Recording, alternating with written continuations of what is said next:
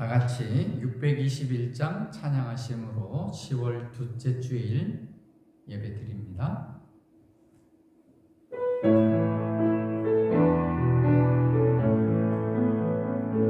찬양하라 내 영혼아, 찬양하라 내 영혼아, 온 마음과 정성 다하여 주 찬양하라.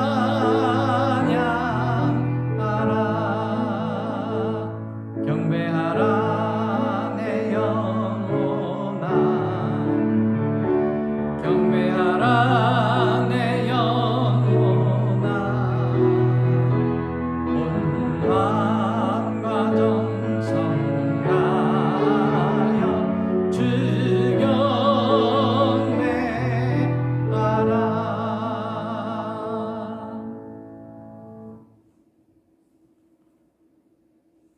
하나님이여 나를 판단하시되 경건하지 아니한 나라에 대하여 내 송사를 변호하시며 간사하고 불의한 자에게서 나를 건지소서.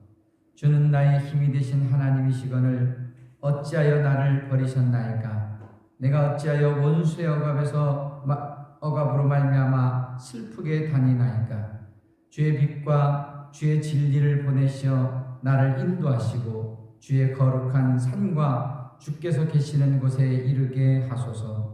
감사하신 하나님, 이 시대가 어렵고 힘든 가운데 있지만 그러나 주님, 하나님을 바라보고 이 시간 주님 앞에 서서 하나님 예배합니다. 예배하는 이 시간을 복되게 하시며 하늘의 권세와 은혜와 능력으로 덧입혀 주옵소서. 이 시간 홀로 영광 받으시고 하늘 영광으로 우리들에게 나타내시며 덮어 주옵소서. 우리를 원하신 예수 그리스도의 이름으로 기원하옵나이다. 아멘. 36장 찬송드립니다.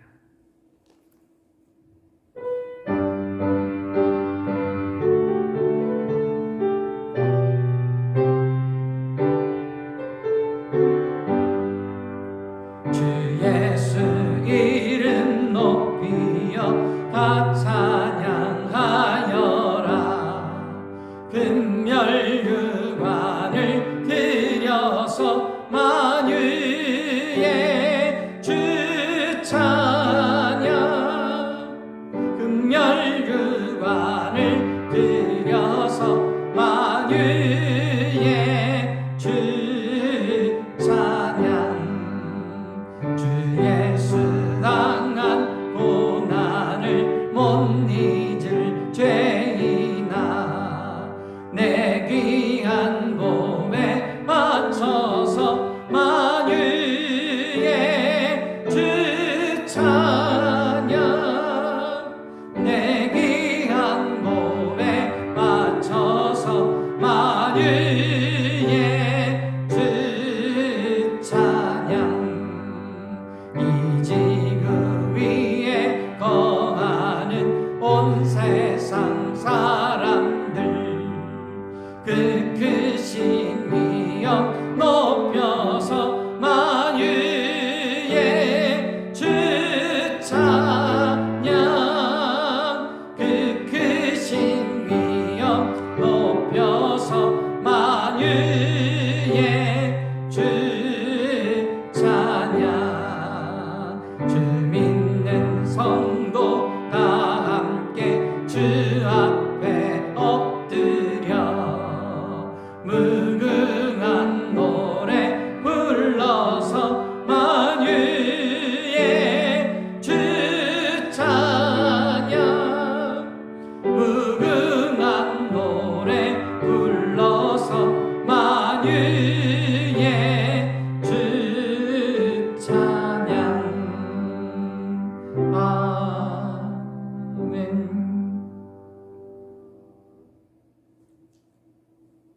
교동문 21번입니다.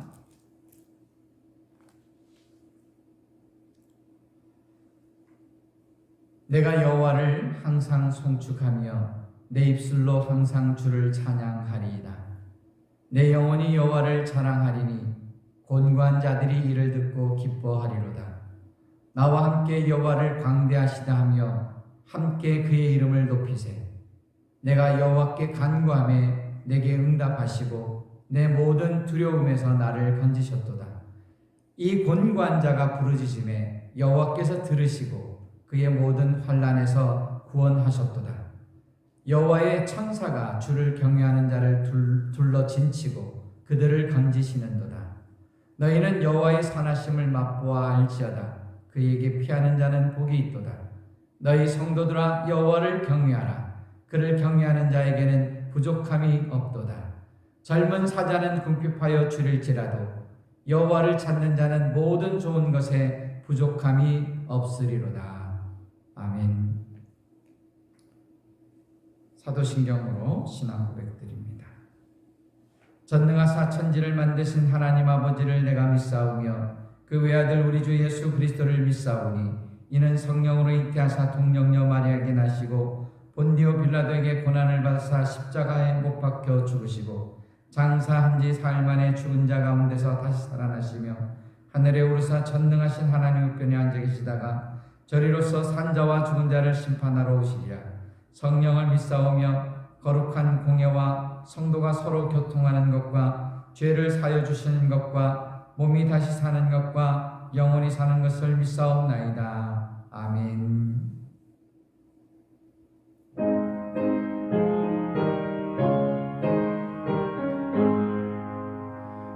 만복의 근원 하나님 온 백성 찬송 드리고 저 천사여 찬송하세. 찬송 성부 성자 성령 아멘.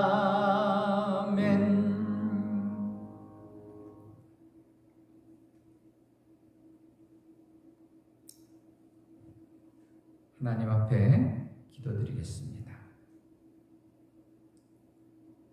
빛과 진리로 충만하신 하나님, 오늘도 저희에게 은혜와 평강을 주시기를 원하오니 감사드립니다. 길이요 진리요 생명이신 주님을 따르는 길만이 그 길만이 진리이며 거기에 온전한 평화가 있는 줄 압니다.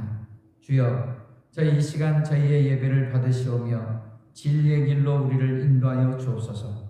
자비하신 주님, 저희들은 지난 시간들 동안에도 주님의 얼굴을 피하며 어둠과 짝하였고 스스로 자고하며 진리를 거스려 행동하였음을 고백합니다.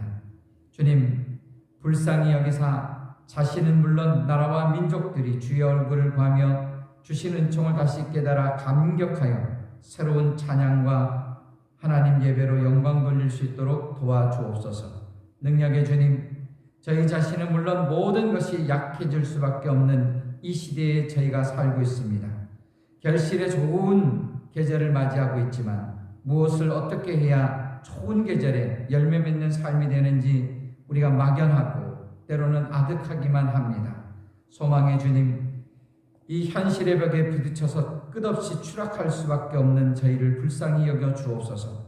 진리의 빛을 비춰주시사 약해질 때 강하게 될 수 있는 지혜를 얻게 하시고 생활은 좀 어렵더라도 마음의 풍성함으로 소망이 넘치고 기쁨이 충만하게 하여 주셔서 주를 모시고 사는 저희의 모든 사람들의 표상이 되게 하여 주옵소서. 하나님, 이 코로나19로 말미암아 많은 이들이 실직하고 또 어려움을 겪고 있습니다. 아버지, 일할 수 있는 능력이 있음에도 불구하고 아버지 직장을 그만두어야 하고 어려움을 겪을 수밖에 없는 아버지 이 시대를 아버지 불쌍히 여기시고 이 시간 아버지 모든 이들 어려운 이들을 기억하여 주시옵소서. 그 이 위기를 또한 잘 극복해낼 수 있도록 우리 모두 협력하여 선을 이룰 수 있도록 도와주시옵소서. 하나님, 오늘도 우리에게 말씀을 주셨사오니 이 말씀으로 말미암아 우리가 온전히 붙들림 받게 하시고 하나님 앞에 협력하여 선을 이루며 주님의 뜻을 발견해내는 시간이 될 수 있도록 인도하여 주옵소서. 전하는 이나 받는 이가 오직 하나님 앞에만 영광 돌리게 하시고 주의 역사하심과 인도하심 가운데 이끌리게 하옵소서. 성령으로 함께하여 주시옵시고 인도하여 주시길 원하오며 우리를 원하신 예수 그리스도의 이름으로 기도드리옵나이다. 아멘.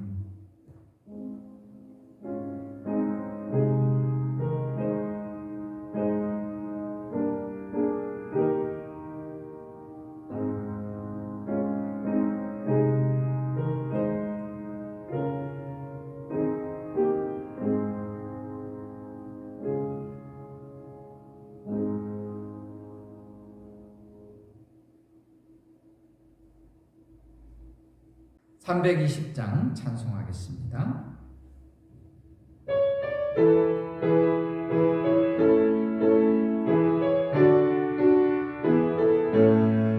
나의 죄를 정케 하사 주의 일꾼 삼으신 구세주의 넓은 사랑 항상 찬송합니다.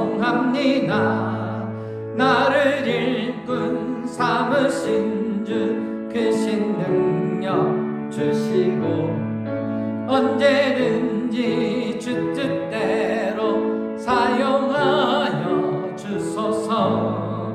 내게 부어 주시려고 은혜 예비하신 주의 은혜 채워주사 능력 있게 하소서.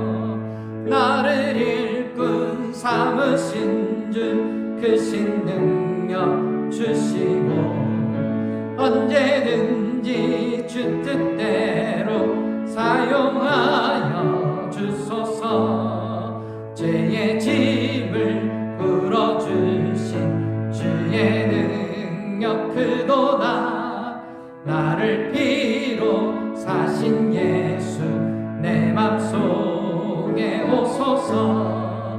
나를 일꾼 삼으신 주 크신 능력 주시고 언제든지 주 뜻대로 사용하여 주소서. 주여 내게 성령으로 충만하게 채우사 생명수가 강물처럼 흐르게 하옵소서. 나를 일꾼 삼으신 주 크신 능력 주시고 언제든지 주 뜻대로 사용하여 주소서. 아멘.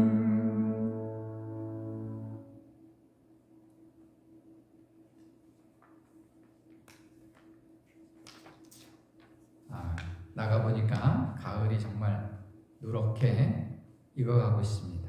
하늘의 은총과 그리고 사람의 땀이 빚어낸 어쩌면 그렇게 거룩한 빛깔이죠. 여기저기 피어나는 이런 가을 국화들, 그리고 우리들의 마음이 이런 모습들처럼 좀 더 단순하고 순수했으면 좋겠습니다.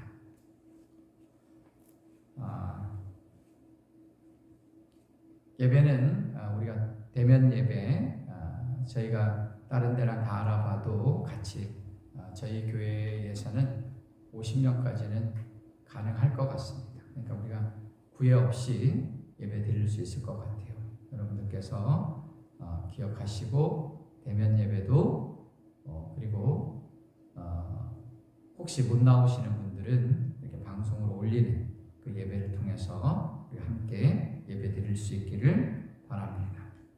2021년 목회계획 세미나가 설악 델피노에서 내일서부터 금요일까지 4박 5일간 있습니다.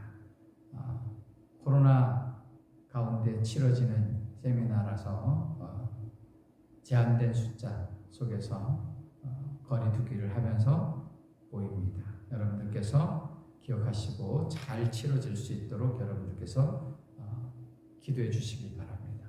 그리고 내일 10월 12일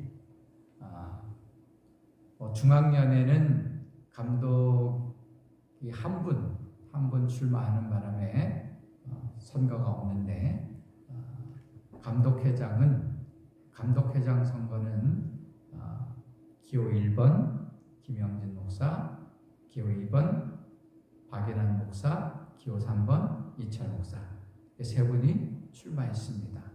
내일 오전 10시서부터 오후 5시까지 선한목자교회에서 투표가 있습니다. 여러분들께서 기억하시고요.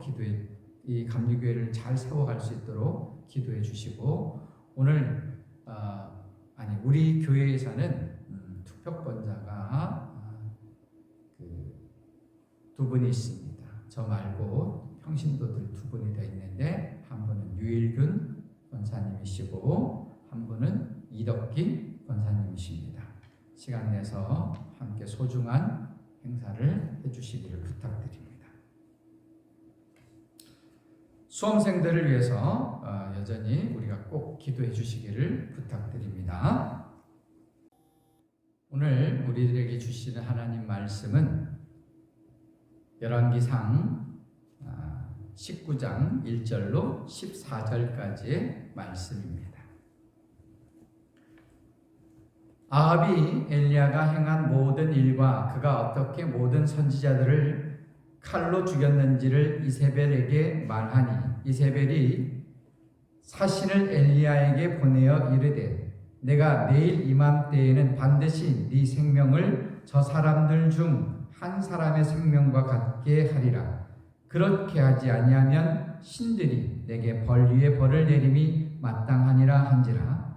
그가 이 형편을 보고 일어나 자기의 생명을 위해 도망하여 유다에 속한 부엘사바에 이르러 자기의 사환을 그곳에 머물게 하고, 자기 자신은 광야로 들어가 하룻길쯤 가서 한 로뎀나무 아래에 앉아서 자기가 죽기를 원하여 이르되, 여호와여 넉넉하오니 지금 내 생명을 거두시옵소서. 나는 내 조상들보다 낫지 못하니이다 하고 로뎀나무 아래에 누워 자더니 천사가 그를 어루만지며 그에게 이르되, 일어나서 먹으라 하는지라. 본즉 머리맡에 숯불에 구운 떡과 한 병 물이 있더라. 이에 먹고 마시고 다시 누웠더니 여호와의 천사가 또다시 와서 어루만지며 이르되, 일어나 먹으라.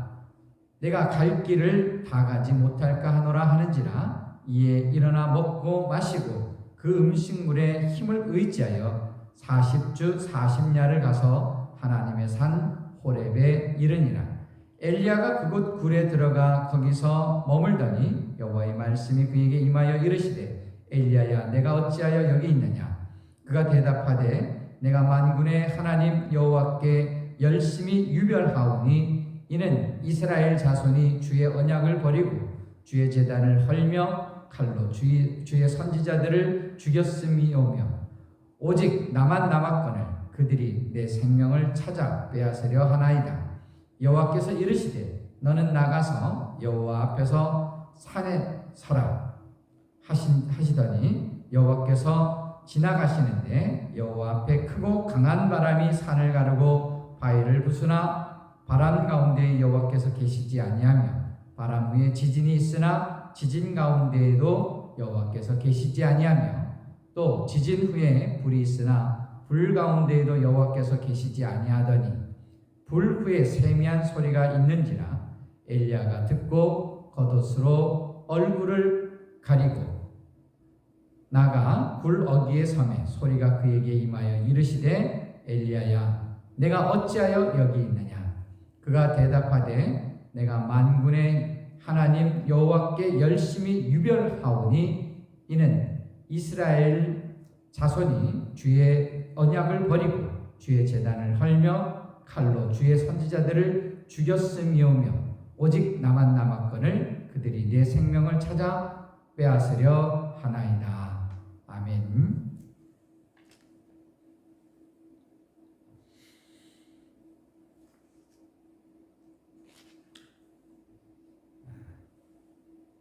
우리 모두는 모습은 좀 다르지만 다 뭔가 나름대로 일을 다 해내었다라고 하는 생각 후에 겪어지는 우울함이 있다라는 것을 경험합니다. 사실 우울증 정도로 끝난다면 괜찮겠는데, 이 증세가 심해지면 아주 낭망하거나 절망하는 단계로 발전하다가 죽음에까지 이르는 것을 보게 됩니다. 오늘은 바로 이런 문제에 대해서 말씀을 나눌까 합니다. 어떻게 하면 우울이나 그리고 낙심 가운데 빠지지 아니하고 또 그렇게 되더라도 어떻게 거기서 다시 일어날 수 있는지 성경 이야기 가운데에서 답을 찾고자 합니다. 오늘도 성령의 은혜로 깨닫는 새 힘 얻는 귀한 시간이 되시기를 주 예수 그리스도의 이름으로 축원합니다. 오늘 우리가 읽은 부분은 여러분이 잘 아시는 대로 우리가 잘 아는 정말 이야기죠. 지금 엘리야는 850대 1의 영적인 싸움에서 승리를 거두었어요. 그런데 어찌된 일인지 그는 로뎀나무 아래에서 내가 이제 더 이상 삶의 의미를 모르겠으니 죽여주십시오 라고 하나님께 말합니다. 왜 엘리야가 이 지경까지 왔는가? 흔히들 이런 용어를 목회적 탈진이라는 용어를 써서 이 상황을 설명합니다. 그렇죠? 영적인 일일수록 탈진이 올 가능성이 상당히 높아요. 아무리 뜻이 있고 거룩한 일일지라도 업무량이 과하면 이런 상황은 올 수 있다는 거죠. 하지만 온 세상을 놀라게 할 만한 큰 승리 후에 한순간에 이런 디프레스가 온다라고 하는 것은 아무리 이해하려고 해도 납득이 잘 안 가는 석연치 않은 구석이 있는 거예요. 더욱이 3년 동안이나 3년 반 동안이나 내리지 않던 비를 내리게 해서 그간의 가뭄도 말끔히 해결했습니다. 그래서 더 이상은 어떤 고민도 없을 것 같은데 지금 이 엘리야의 기도는 제발 조상들 있는 곳으로 나를 데려가 달라고 하는 그런 기도예요. 뭔가 있다고 생각지 않습니까? 해서 이 문제에 대해서 우리가 좀 더 세밀히 들여다볼 필요가 있습니다.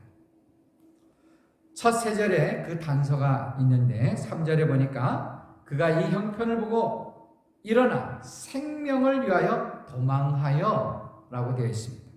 그 전까지는 괜찮았는데 이 형편을 보고 그러니까 어떤 상황이 생겨서 거기에 큰 충격을 받고 도망갔다라는 얘기죠.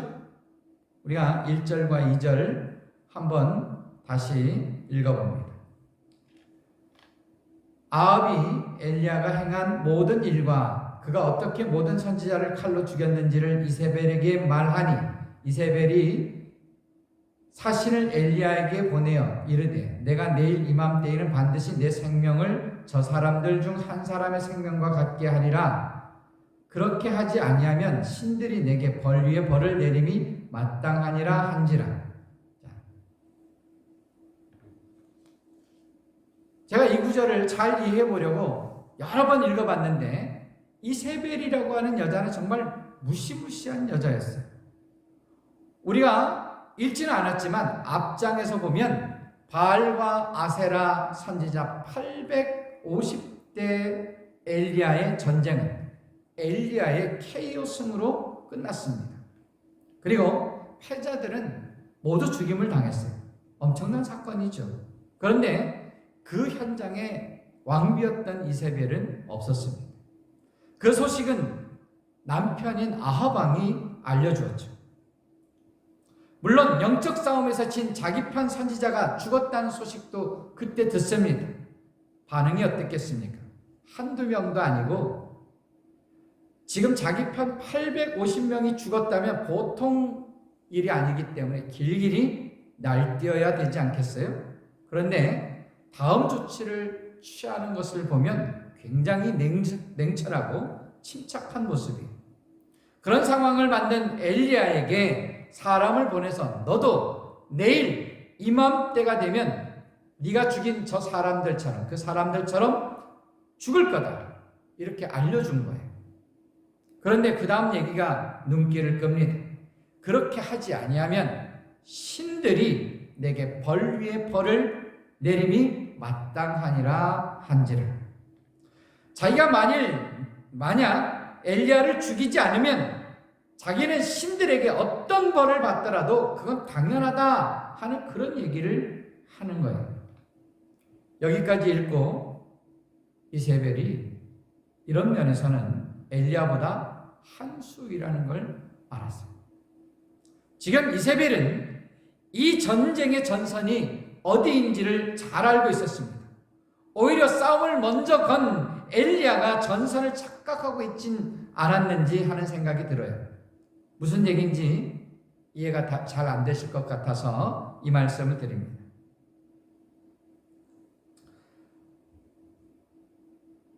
우리 어르신들은 우리가 나이가 좀 있으신 어르신들은 월남전 잘 아시죠? 월맹과 미국과의 어떤 전쟁이었습니다. 겉으로 드러나는 전력으로만 보면 어디가 강해 보였죠? 미국입니다. 월맹은 우리가 소위 베트콩이라고 했던 이 월맹은 상대가 안 됩니다.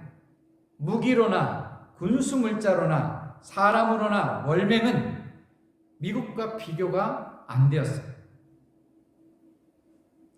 그런데 이 전쟁이 어떻게 끝납니까? 호치민이 이끄는 월맹이 결국 이깁니다.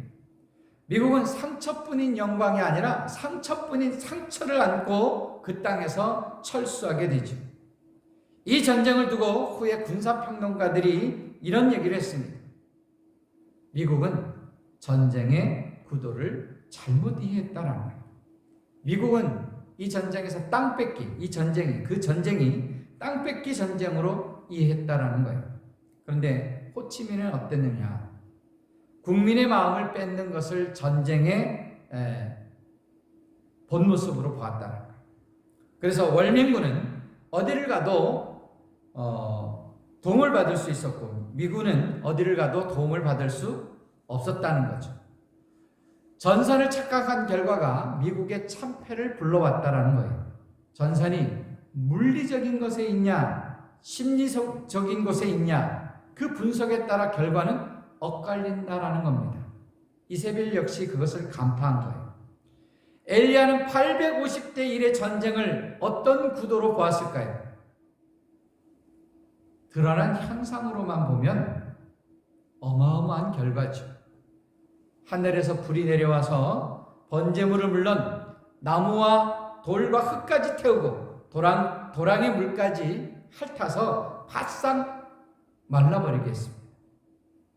누구도 이런 능력과 기적은 한 번도 본 적이 없는 엄청난 광경이었어요. 엘리야 또한 이 정도면 모두들 안 꾸를 수 없을 거라고 믿어 의심치 않았습니다. 그런데 이세벨은 지금 그런 얘기를 듣고도 눈 하나 깜짝하지 않고 있는 거예요. 그러면 그녀는 지금 자기 신인 바알과 아세라 신들을 들먹이고 있어요.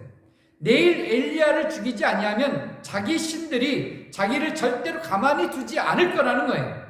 신들이 자기를 그렇게 한다라고 하는 것은 어떤 물리적인 재앙을 말하는 게 아닙니다. 자기가 가진 지위와 물질과 사람들 얼마간 없어지는 그런 벌이 아니라는 거예요. 뭐냐면 자기 영혼에 닥쳐오는 어떤 벌을 말하는 겁니다. 즉 이세벨이 이 전쟁이 사람 목숨 얼마와 땅덩어리를 건 세상 전쟁이 아니라 서로의 신들이 경합하는 영적 전쟁으로 보았던 겁니다. 그래서 교묘하게 이 전쟁을 끌어가고 있죠. 한번 생각해 보세요. 이 부분이 이상하지 않습니까? 이세벨이 사신을 보내서 엘리야 너 내일 죽을 거야. 그럴 필요가 있었을까요? 사신을 보냈다라고 하는 것은 엘리야가 있는 장소와 모든 것을 알았다는 이야기고 다음날 죽일 거라면 최후 통첩이고 뭐고 필요 없이 사람을 보낸 김에 군사를 딸려 보내서 당일 간단하게 죽이면 되는 것 아니겠습니까? 그런데도 굳이 전가를 하고 엘리야에게 시간을 주었다라는 것은 무슨 뜻일까요? 이 전쟁이 영적 전쟁인 걸 선포하고 지금 자기가 비교 우위에 점하고 있다라는 것을 은연히 통보한 거죠. 결국 엘리야는 이런 형편을 보고 이런 형편을 보고 도망해서 자기를 죽여달라고 말하고 있는 거예요. 이세벨이 향한 것은 엘리야의 마음, 엘리야의 영혼이었던 거예요. 그럼 여기서 그런 엘리야의 심령도 한번 살펴볼 필요가 있습니다. 그는 어땠을까? 자기는 지금 엄청난 역사를 일으킨 주인공입니다. 백성들이나 왕이나 갈멜산에 있었던 사람은 누구나 할 것 없이 다 두려움에 떨었습니다. 바알과 아세라 선지자 850명을 죽이는데 어떤 방해를 받지 않았습니다. 그뿐입니까? 백성들의 폐역으로 인해 3년이나 비가 없었던 이 황무한 땅에 폭포 같은 비를 내렸어요. 정말 극적인 기적을 한두 번 보여준 게 아닙니다. 그런데 문제는 그렇게 강력한 힘을 보였는데도 아무것도 변한 게 없다라는 거예요. 이런 정도를 보여주고 이루었으면 세상이 달라져야 할 것 아닙니까? 그런데 잠깐 무서워하더니 아합도 백성도 이스라엘도 어떤 미동도 없는 거예요. 싹 다 변할 줄 알았거든요. 그리고 오히려 이세벨의 전령이 와서 너 내일 죽을 거야. 오히려 통첩을 하고 갑니다. 3절 초입에 나오는 이 형편이라고 하는 것이 바로 이 형편이에요. 원의 사전에서 봤더니 이 형편이란 어떤 주변적인 환경이나 변화가 아니더라고요. 심리적 요소를 말하는 것인데 자기가 그동안 믿고 의지해왔던 어떤 신념 체계가 와르르 무너질 때 오는 내적인 충격, 그것을 이런 상황이라고, 이런 형편이라고 말했습니다. 생물학적 목숨이 왔다 갔다 하는 그런 정도가 아니라 영혼 자체가 산산이 파멸하는 것 같은 그런 충격이라는 거예요. 그래서 이 상황에 당사자가 할 수 있는 독백은 이게 뭐지? 그 한마디라는 거죠. 이게 뭐지? 라는 말이 이해가 되십니까? 그런 정도면 다들 하나님 앞에서 벌벌 떨어야 되잖아요. 그리고 선지자인 자기 앞에서 다들 항복해야 되잖아요. 그런데 모두들 그런 후속적인 액션이 없는 거예요. 뭔가 잘못된 거죠. 절대로 이런 결과가 나와서는 안 되는 겁니다. 그러면서 하나님 이게 아니잖아요. 왜 아무것도 변하는 게 없어요? 정말 이게 뭡니까? 그렇게 하나님께 해대고는 결국 자기 혼자 끝냅니다. 하나님, 저 더 이상 이지 못하겠습니다. 다 털어버리겠습니다. 그냥 죽여주세요. 더는 의미가 없습니다. 이게 엘리야가 낭망한 이유입니다. 사실 이것은 지금 우리들의 상황과도 다르지 않습니다. 보십시오. 한국 기독교 120년이 넘는 역사에 세계 어디에도 유례가 없는 그 기간 동안 한국 기독교는 성장했어요. 우리 기독교인들이 말하기를 정말 우리 정치하는 사람들도 기독교를 무시해서는 안 된다고 우리가 생각할 만큼 그렇게 숫자적으로나 모든 모습에서 성장했습니다. 그만큼 교회가 인적인 파워도 있고 돈도 있고 여론몰이 수단도 되기 때문에 기독교 인구가 1000만이냐 아니면 800만이냐 그것 가지고 싸우고 있고 전국 방방곡곡에 붉은 십자가의 물결이 1년 내내 365일 흐르고 있습니다. 그런데 어떻습니까? 이렇게 기독교가 세지고 이 정도 세력이라면 세상이 달라져야 하잖아요. 다들 기독교에 겁먹고 알아서들 기독교에 와서 기어야 하잖아요. 그런데 세상은 어떻습니까? 특별히 코로나 시대를 겪으면서 세상이 이 교회를 보는 모습은 어떻습니까?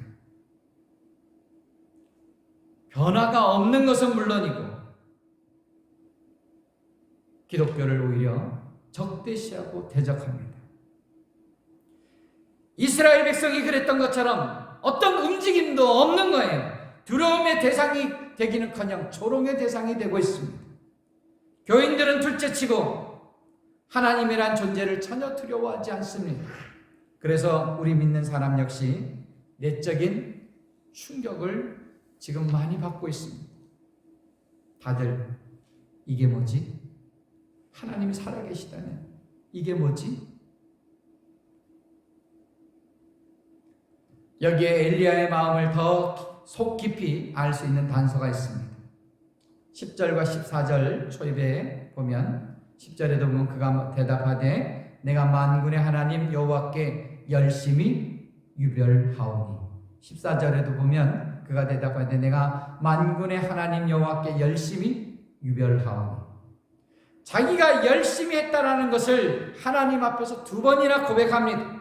근데 그 결과가 어땠느냐? 4절에 보니까 여호와여 넉넉하오니 지금 내 생명을 거두시옵소서. 나는 내 조상들보다 낫지 못하나이다. 그렇게 말합니다. 자기가 누구보다 낫지 못하다고요? 자기 조상.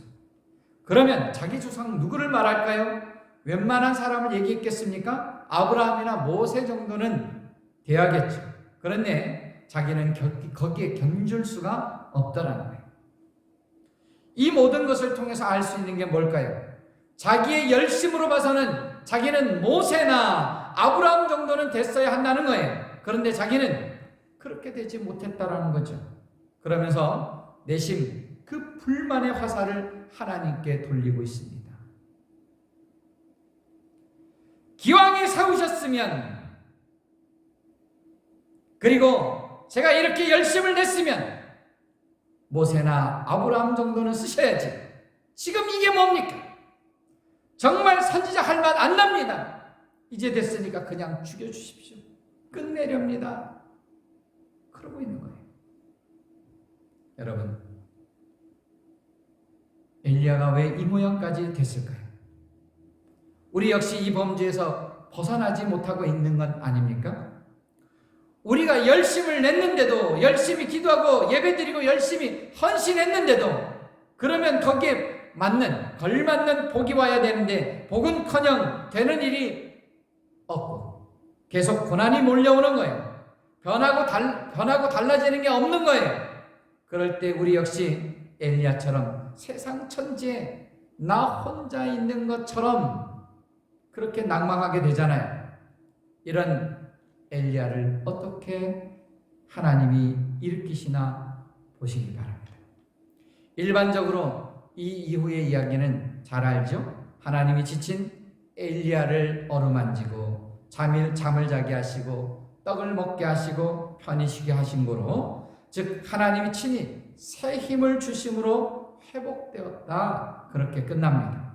물론 그것도 하나님의 방법이지만 사실은 그보다도 더 근본적인 치유책을 주신 것을 우리는 알아야 합니다. 여기에 앞서 우리가 돌아봐야 될 일이 있는데 엘리야가 벌였던 일에 대한 일입니다. 이걸 알아야 하나님이 왜 우리에게 오늘 같은 치유책을 주셨나 이해할 수 있게 될 것입니다. 우리가 보통 갈멜산 그러면 엘리야의 승리만을 떠올리는데 발단이 이 사건이 어떻게 시작되었는지 봐야 합니다. 18장 19절을 보면 이렇습니다. 그런즉 사람을 보내 온 이스라엘과 이사벨의 상에서 먹는 바알의 선지자 450명과 아세라의 선지자 400명을 갈멜산으로 모아 내게로 나오게 하소서. 자, 누가 먼저 이 싸움을 제안합니까? 아합 왕 이세벨 쪽이 아니라 엘리야였어요. 무슨 얘기냐? 속되게 말하면 누구 신이 참 신인지 우리 한번 맞짱 뜨자, 그런 얘기죠. 그런데 여러분 한번 생각해 보세요. 이런 식의 시합 비슷한 걸 통해서 참신이 증명된다라고 하는 구조가 그런 구조가 된다면 이건 건강한 모습일까요? 예를 들자면 당신들 불교도들, 이슬람교도들, 힌두교들 다 나와. 우리가 믿는 하나님하고 한번 겨뤄보자. 그래서 누가 믿는 신이 참 신인지 한번 붙어보자. 이 게임에서 지는 자는 죽는 거야. 이게 건강한 모습일까요? 실제로 바알과 아세라의 선지자 850명은 기손 시냇가의 그곳에서 결국 다 죽었습니다. 한번 850명을 죽이는 그 끔찍한 학살의 현장을 떠올려 보십시오. 이게 꼭 있어야 되는 일이냐고요. 사실 이건 옳은 제안이 아닙니다. 믿음이란 다른 신과 비교를 통해서 확인되는 게 아니에요. 혹 다른 신보다 때로는 좀 못해 보인다 할지라도 자기 신, 자기가 믿는 신을 참되게 믿는 것, 이게 진짜 신앙입니다. 그런데 이렇게 비교하며 확인하면서 믿게 된다면 그 신도 다른 신의 하나로, 다른 신과 같은 그 신들 중에 하나로 전락시키는 그런 모습밖에 더 되겠습니까? 우리가 믿는 하나님이 일반 이런 신들하고 비교되는 그런 분이냐고요.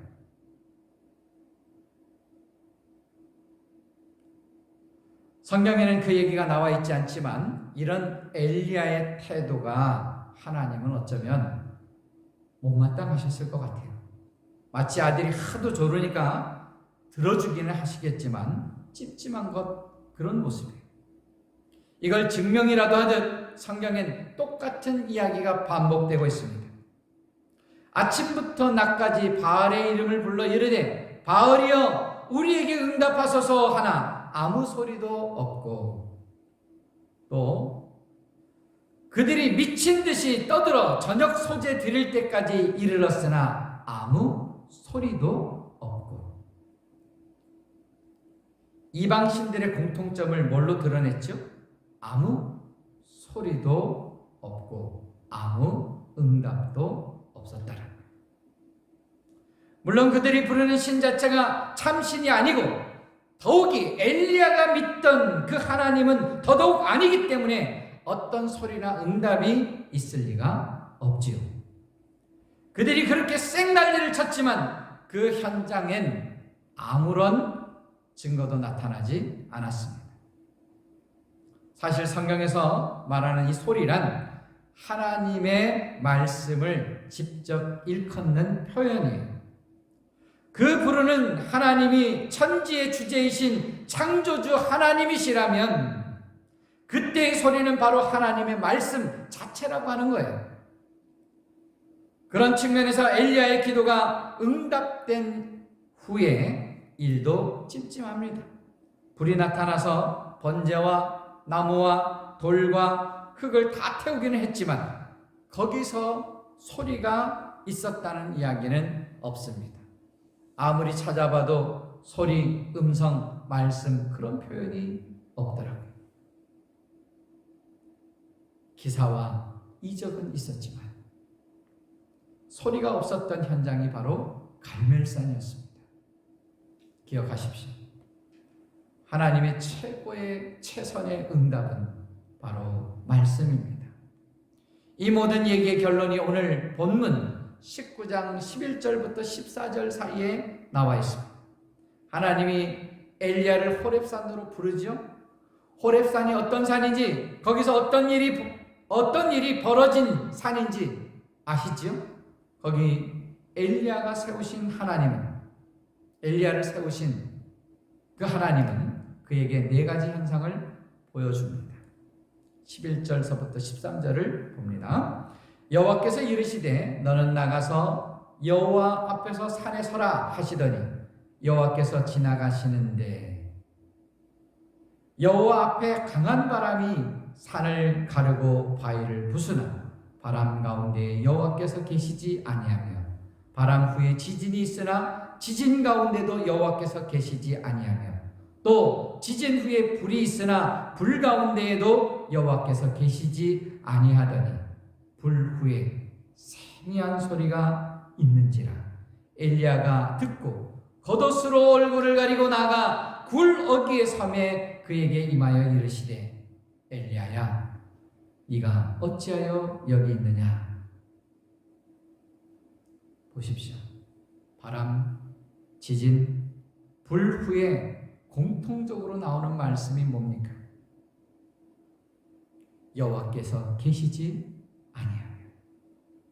산을 가르고 바위를 부수는 바람 그 가운데에도 하나님이 계시지 않았고요. 엄청난 지각 변동을 일으키는 지진 가운데도 하나님은 계시지 않았고요. 모든 걸 태우는 강력한 불 가운데도 하나님은 계시지 않았다라는 거예요. 우리 또한 똑같지 않습니까? 우리가 바라는 것들은 강력한 바람이요, 지진이요, 불같은 기적입니다. 누가 봐도 꼼짝 못하는 그런 기적을 바랍니다. 그런데 문제는 그런 기적 가운데 하나님이 계시는 게 아니라는 거예요. 결국 엘리야를 움직인 건 무엇입니까? 바람이었습니까? 지진이었습니까? 불이었습니까? 그 후에 온 세미한 소리, 즉 하나님의 말씀이었습니다. 그렇다면 오늘 우리가 받아야 할 하나님의 메시지는 무엇입니까?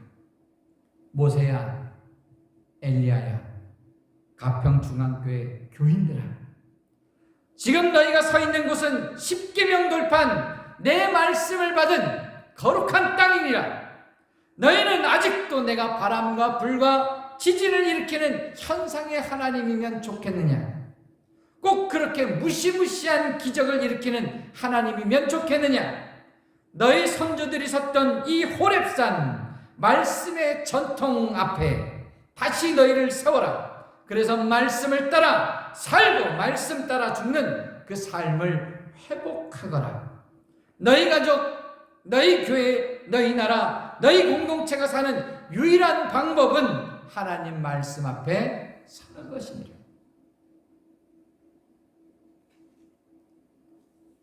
우리나라는 선교사보다 말씀이 먼저 번역되어 들어온 그런 나라입니다. 우리 조상들이 붙들었던 좋은 전통도 말씀이었어요. 특별히 감리교회는 저희 어렸을 때서부터 보면 어른아이 할 것 없이 부흥사경회라고 하는 것을 했습니다. 옛날에는 서울 정동교회에서 하면 저기 남쪽 나라, 우리나라 남쪽에서도 다 올라와서 일주일 동안 꼬박 앉아서 사경회를 했다고 합니다. 그때 우리 선배들이 가장 많이 붙은 구호는 축복, 건강, 행복, 성공 이런 게 아니었어요. 십자가, 천국, 헌신, 순교 이런 말씀드렸습니다. 복은 주시면 좋은 거지만 그리 아니하실지라도 내 십자가의 길을 가겠다는 게 선배들의 바로 신앙이었습니다. 그러던 게 산업 발전과 맞물리면서 우리도 한번 잘 살아봐야 해. 우리도 허기를 면해. 성공해야 해. 부자 되어야 해. 이런 구호들이 복음과 함께 섞였습니다. 그때부터 복음과 성공과 출세가 짬뽕이 된 이상한 복음이 한국교회를 덮었습니다. 해서 이제는 예수 십자가, 피, 희생 이런 용어가 많이 들어가는 설교는 인기 없는 설교로 치부됩니다.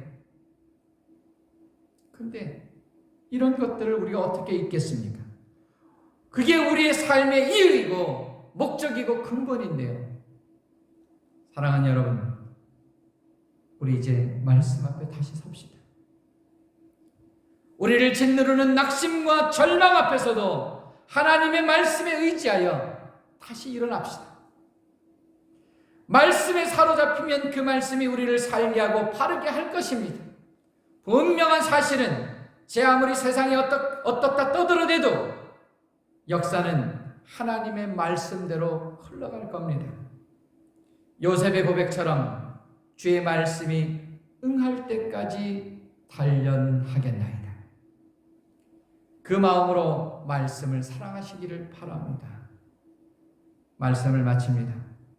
이제 여러분들은 오늘도 예배하고 처문을 나가면 또 원치 않아도 엘리야가 겪었던 낭만과 좌절을 수시로 삶 가운데 겪을 수 있습니다. 자기를 도울 하나님의 남겨두신 자 7,000명은 생각지 못한 채 자기 혼자만 있는 것처럼 그 좌절 가운데 또 빠질지 모릅니다. 오직 자기 혼자 남은 것처럼 그렇게 고독한 순간 수시로 우리에게 몰려올 거예요. 그렇더라도 이제는 주저앉아 있지 말고 말씀 앞에 설 수 있기를 바랍니다. 주님이 우리와 했던 수많은 언약의 말씀, 사랑의 말씀 앞에 다시 용기를 낼 수 있기를 바랍니다. 그렇게 말씀을 따라 살다 보면 그 말씀이 우리를 행동하게 만들 것입니다. 우리를 회복시키고 매일 이기게 할 것입니다. 말씀 속에 임하셨던 엘리야의 하나님은 여전히 저와 여러분의 하나님이시기 때문입니다. 이것을 믿고 말씀 앞에 굳게 서서 매일 승리하며 또 나아가는 저와 여러분이 되시기를 우리 주 예수 그리스도의 이름으로 축원합니다. 기도하겠습니다. 감사하신 하나님, 은혜 가운데 우리를 붙들어 주셔서 우리가 무엇을 놓치고 살고 있는지 돌아보게 하시며, 하나님, 우리가 이 세상 그 어떤 것보다도 하나님의 말씀을 온전히 붙들고 하나님 앞에 정직히 서는 믿음의 사람들이 다 되게 도와주옵소서. 주께서 함께 하시길 원하오며 예수님 이름으로 기도드립니다. 아멘.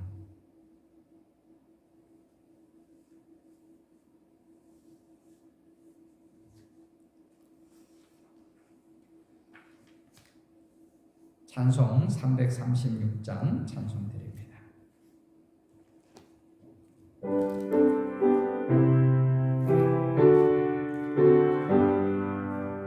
환난과 핍박 중에도 성도는 신앙 지켰네. 이 신앙 생각할 때에 기쁨이 충만하도다.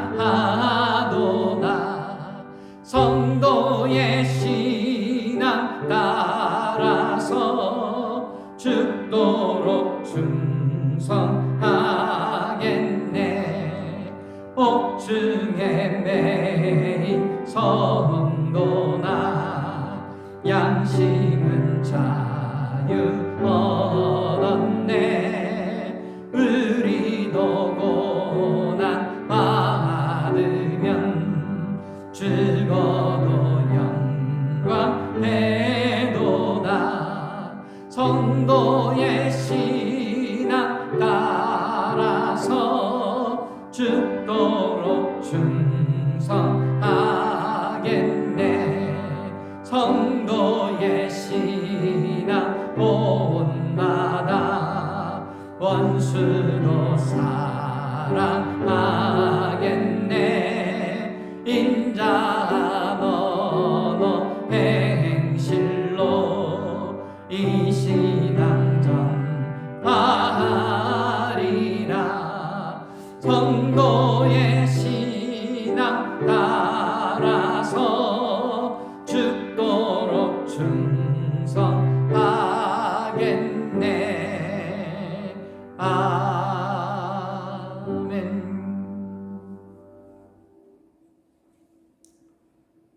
봉헌기도 드리겠습니다. 감사하신 하나님 앞에 나오며 우리의 마음과 뜻과 정성을 먼저 드립니다. 받으시고 합당히 여기시며 하늘 권세와 은혜와 능력으로 더입혀 주옵소서. 하나님 앞에 드리는 11조 위에 아버지 선지자로 약속하신 대로 하나님 복을 주시자 차고 흔들어 넘치는 복이 있게 하여 주옵소서. 감사 예물을 드린 손길들마다 복되게 하셔서 감사가 또 다른 감사를 낳으며 그 인생이 하나님 앞에서 더욱더 복된 인생이 되게 하옵소서. 하나님 앞에 선경금을 드린 손길들마다 함께 하셔서 아버지 선교의 빛이 바라는 그곳에 함께 그 이름이 새겨지며 농명책에 기록되게 하옵소서. 하나님 앞에 또한 건축 헌금을 드린 성들들마다 복되게 하셔서 그 모든 건축 헌금을 통하여 하나님의 아버지 교회가 새로워지고 또 세워지듯이 그 인생들도 그렇게 세워지게 하여 주옵소서. 하나님 앞에 드린 모든 예물들이 쓰여지는 곳에서도 생명의 아름다운 역사들이 더하여 일어나게 하여 주옵소서. 하나님 성미로 드린 손길들 위에도 함께 하셔서 그 가정의 건강과 화목의 복을 허락하여 주옵소서. 이 모든 것 위에 함께 하시길 원하오며 아름다운 역사들 일어나게 하여 주시길 원하올 때에 우리를 원하신 예수 그리스도의 이름으로 감사하며 복원 기도 올려옵나이다. 아멘.